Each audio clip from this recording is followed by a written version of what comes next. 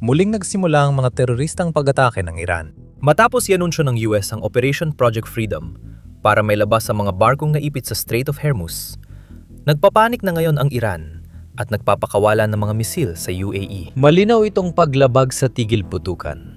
At posibleng magsimula ulit ang digmaan ngayon. Maraming mamamahayag mula Dubai ang nag-ulat na posibleng magsimulang muli ang mga pag-atake ng US at Israel sa Iran sa loob ng 24 na oras.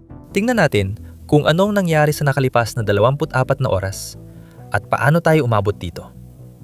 Nagsimula ito kahapon ng umaga. Isang boat carrier ang inatake ng maraming maliliit na bangka ng Iran malapit sa baybay ng Sirik, Iran. Ang ulat na ito ay unang nagmula sa UK Maritime Trade Operations Agency. Kinumpirma ng Iranian state media ang ulat. Pero nilinaw nilang hindi sinamsamang barko. Pinatigil lang ito para suriin ng IRGC ang mga dokumento. Oh, alam mo ba anong nangyari? Kinagabihan ding yon. Inanunsyo ni Pangulong Trump ang isang hindi inaasahan ng Iran, Project Freedom, kung saan mag-e-escort ang US ng mga barko sa Strait of Hormuz simula ngayong Lunes ng umaga. Heto ang pahayag. Mga bansang mula sa buong mundo na halos lahat ay hindi kasali sa marahas na sigalot sa gitnang silangan na lantaran sa lahat. Nagtanong sa Estados Unidos kung matutulungan silang palayain ang kanilang mga barkong naipit sa Strait of Hormuz kahit wala silang kinalaman dito. Sila ay mga neutral at inosenteng nadadamay lang. Ngayon, para lang sa kaunting konteksto. Humigit kumulang 2,000 barko at tinatayang 20,000 mandaragat ang kasalukuyang naipit sa Persian Gulf. Pumasok sila sa Persian Gulf at tumawid sa Strait of Hormuz bago nagsimula ang digmaan. Simula nang atakihin ng Iran ang mga sibilyang barko sa Kipot, mahigit 60 araw na silang naipit sa Persian Gulf. Ituloy natin ang pahayag. Para sa kapakanan ng Iran, gitnang silangan at Estados Unidos, sinabi naming gagabayan namin ang kanilang mga barko palabas ng mga daan ng tubig na may restriksyon para ligtas nilang magawa ang kanilang negosyo. Mulay, ang mga barkong ito ay mula sa mga lugar sa mundo na walang kaugnayan sa mangyayari sa gitnang silangan. Inutusan ko ang mga kinatawan ko na ipaalam na gagawin namin ang lahat para may labas ng ligtas ang barko at tripulante mula sa Kipot. Sinabi nilang hindi sila babalik hanggat hindi ligtas ang lugar para sa paglalayag. Magsisimula ang Project Freedom sa Lunes ng umaga, oras ng gitnang silangan. Lubos kong alam na ang aking mga kinatawan ay nakakaroon ng napakapositibong pag-uusap sa bansa ng Iran. At ng mga pag-uusap na ito ay maaring magdulot ng isang napakagandang resulta para sa lahat. Layunin lang ng paggalaw ng barko na palayain ng mga tao, kumpanya at bansa na walang ginawang masama. Sila ay mga biktima ng sitwasyon at ng makataong hakbang mula sa Estados Unidos, mga bansa sa gitnang silangan, lalo na sa Iran. Marami sa mga barko ay nauubusan ng pagkain at iba pang kailangan para manatiling malusog at malinis ang mga tripulante. Sa tingin ko, makakatulong ito sa pagpapakita ng kabutihan ng lahat ng lumaban nitong mga nakaraang buwan. Kung sa anumang paraan ay maantala o maisturbo ang prosesong makataong ito, sa kasama ang palad, kailangan itong harapin ng may puwersya. Kaya ang buong pahayag ay isang maganda at maayos na paraan ng pagsasabi na marami sa mga bansang ito ay walang kinalaman sa digmaang ito sa kahit anong paraan. Hindi sila kasali, maging sa panig ng Iran o sa panig ng Amerika. Pero tandaan natin dito, ang pinag-uusapan natin ay ang Iran. Ang IRGC ay umatake na ng mga gusaling tirahan, paliparan at mga pantalan. Inatake nila ang maraming infrastruktura ng sibilyan sa mga neutral na bansa, gaya ng mga bansa sa Gulpo na walang kinalaman sa digmaan. Hayagang sinabi ng mga bansang ito na hindi nila papayagan ng US gamitin ang kanilang himpapawid o base laban sa Iran. At sa kabila nito, patuloy pa rin inaatake ng Iran ang mga bansang yon dahil alam ng Iran na ang tanging paraan para manatili sila sa kapangyarihan ay sa pamamagitan ng pagsasagawa ng mga teroristang pag-atake.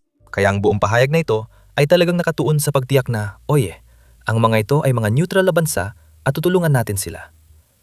Kung may umatake sa atin, magkakaroon ng napakalakas na tugon. At hulaan mo kung ano? Kanina umaga nagsimula ang operasyon at umatake ang Iran. Ngayon, hinihintay ang tugon ng Amerika. Mukhang muling magsisimula ang digmaan.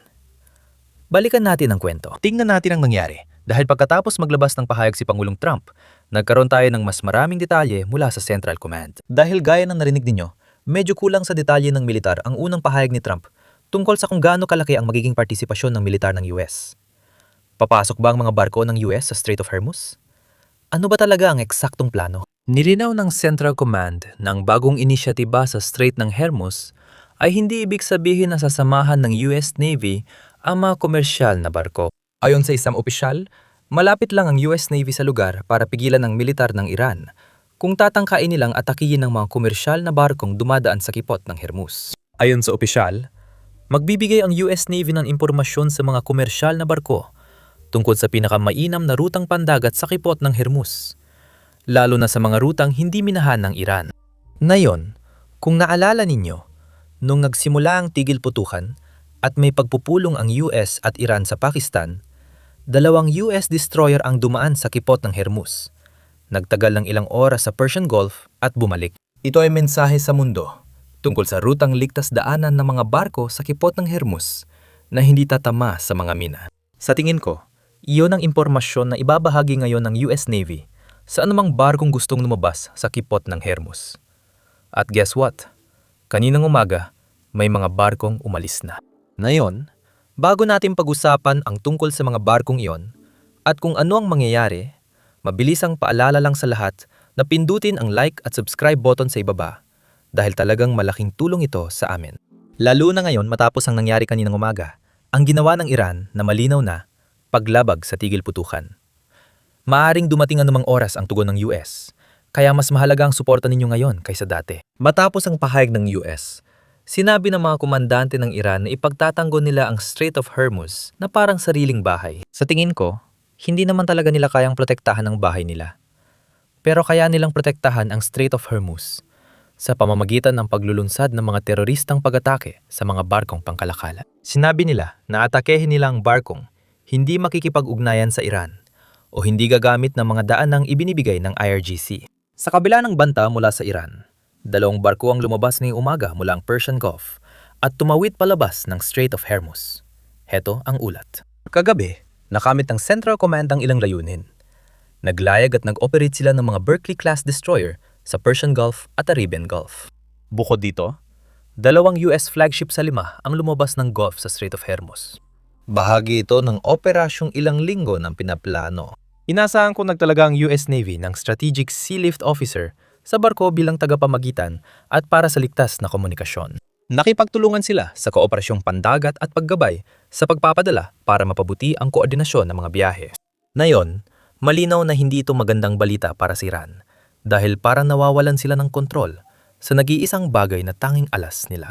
Walang ibang sandatang Iran kundi ang teroristang pag-atake sa Strait of Hormuz at mga sibilyang barko. Kaya naglabas sila ng sariling pahayag. Ayon sa ahensya ng medyang pang-estado na Fars News, sinabi ng Iran na 2 misil ang tumama sa US frigate matapos hindi pansinin ang babala ng Iran. Ang frigate na lumabag sa mga panuntunan ng seguridad sa Strait of Hormuz ay tinamaan ng misil matapos hindi pansinin ang babala ng hukbong dagat ng Islamikong Republika ng Iran. Ngayon, malinaw na isang malaking pahayag ito dahil kung totoo ito ang unang pagkakataon na nagawang tamaan ng Iran ang isang barkong pandikma ng US. Isang barkong pandikma ng US na naroon sa reyon para sa digmaang ito. Ang tanging problema dito ay hindi naman talaga gumagamit ng anumang frigate ang hukbong dagat ng US. Noong 2015 inalis ng US Navy sa serbisyo ang huling gumaganang frigate nito. Hindi ako sigurado kung anong tinamaan ng Iran. Pero parang nagdiriwang pa rin sila. Dahil tandaan natin, ayon sa media ng Iran, napabagsak na raw ng IRGC ang 30 magkakaibang B-2 bomber. Kahit konti lang ang B-2 bomber ng Estados Unidos, nagulat pa rin ang IRGC tungkol dito. Tingnan mo na lang ang inilabas nilang ebidensya na umano'y napabagsak nila ang isang B-2 bomber. Heto na naman, nagpo-post ulit ang mga Iranian account ng peking larawan na kunwari napabagsak nila ang B-2 bomber na umatake sa nuclear facilities ng Iran. Hindi ito totoo. Ang mga B-2 bomber ay lumilipad sa 50,000 talampakan. Kung babagsak ito sa lupa, hindi mananatiling buo ang bomber gaya ng nasa larawan. Bukod pa rito, napakabigat nito. Kaya kung may bumagsak, hindi lang basta ito mananatili lang sa lupa ng ganito. Malinaw na gawa ito ng AI. Ang pinaka-nakakatawang bahagi dito ay may isang tao sa ilalim ng post na nagtanong, totoo ba ito? Sumagot ang AI account na totoo ito. Nangyari yun bago pang digmaan. Pero balik tayo sa kasalukuyan. Matapos ang pahayag ng Iran, naglabas din ng pahayag ang US Central Command. Kinumpirma nilang walang natamaan na US Navy ship Sumusuporta ang US sa Project Freedom at nagpapatupad ng blokadang pandagat sa mga daungan ng Iran. Pagkatapos nito, nakatanggap tayo ng mga ulat mula UAE. Tingnan mo. Nagpakawala ang Iran ng 4 na cruise missile sa UAE, 3 ang na-intercept at 1 bumagsak sa dagat. Sa kabutihang palad, napigilan ito ng air defenses. Kahit ganon, lantaran nang nilalabag ng Iran ang tigil putukan dahil hindi sila sang-ayon sa humanitarian mission ng Estados Unidos. At alam mo ba, lalong lumalang sitwasyon na magbintis ang cruise missile sa mga target. Kaya nagsimulang magpalipad ang Iran ng mga drone sa UAE. Matapos ang unang pag-atake, nagkaroon pa ng isa pang bugso ng pag-atake ng mga drone at missile sa UAE. At pagkatapos ay isa pa. Habang nire-record ko ito, may kaapat na bugso ng pag-atake na nangyayari ngayon.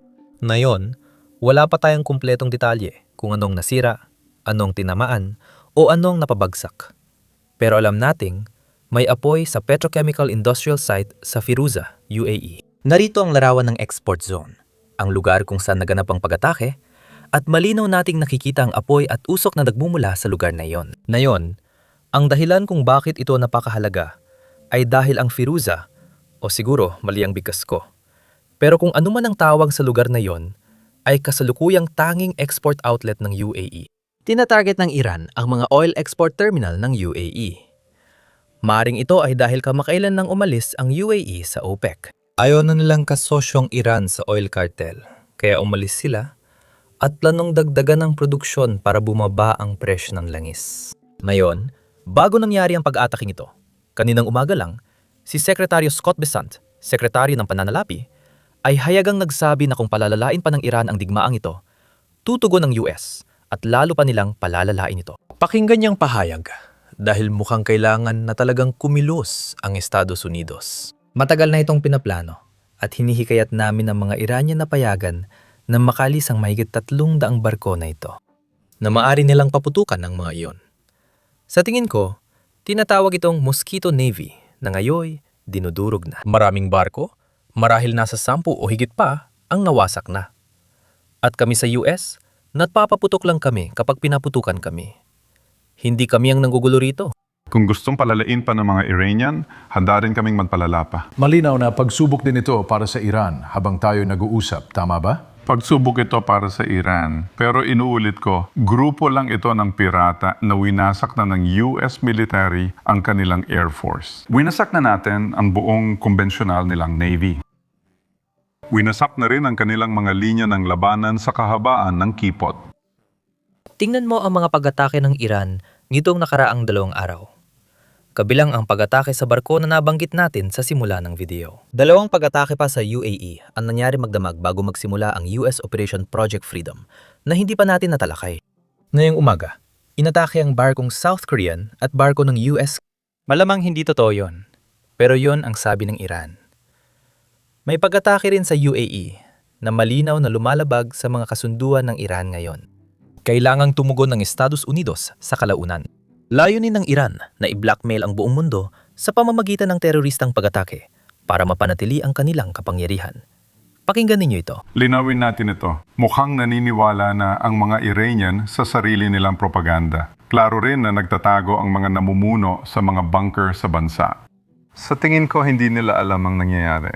Napahina na sila at ang Navy nila ay parang grupo na lang ng mga pirata. Tinatangka nilang hadlangan ang internasyonal na kalayaan sa paglalayag sa Strait of Hormuz. At binubuksan yun ng US, isa itong makataong pagsisikap.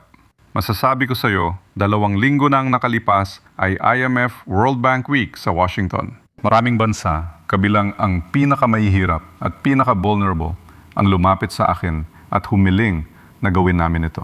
Dahil hindi lang enerhiya ang kasama rito, pati abono, transportasyon ng pagkain, at LPG. Para sa mahigit 1 bilyong tao sa India na gumagamit nito sa pagluluto. Kaya sinasabi namin na ang mga Iranian ay walang kontrol sa Kipot. Kami ang may ganap na kontrol sa Kipot. Hinarangan namin ang mga barkong papasok at palabas ng mga daungan ng Iran. Ang kanilang ekonomiya ay bumabagsak na.